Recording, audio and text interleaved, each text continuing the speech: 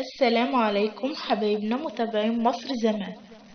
هنتكلم عن الطبلية ولمة العيلة. أحلى أيام زمان، أيام البركة، أيام البساطة في كل حاجة، زمن الناس الطيبين والنفوس الصافية والضحكة اللي طالعة من القلب.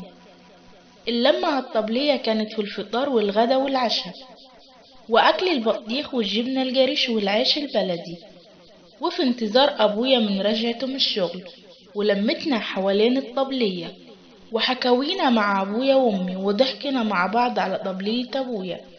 هتكلمني عن السعادة، عن الفرحة اللي من القلب.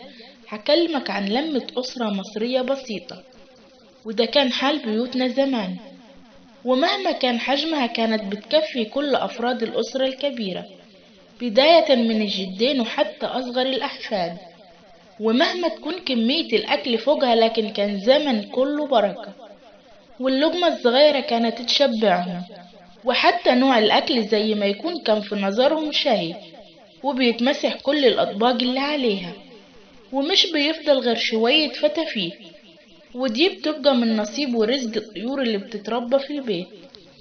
وراحت أيام الطبلية والوشوش السمحة، وراحت معاها البركة والصفا والنفوس المفتوحة، ولمت العيلة حواليها في وقت الأكل. وكانت في يوم ما مواقيت مقدسة ما بيختلفش عنها إلا الغايب في سفره، لكن دلوقتي بقت منقرضة. زي كل حاجة جميلة ما بقاش لها وجود، وما بقاش فاضل من الطبلية إلا ذكريات أيام البركة والليالي الحنينة. ما كانش أي بيت خالي من الطبلية، سواء بيت مصري غني أو فقير. وخلصت حكايتنا.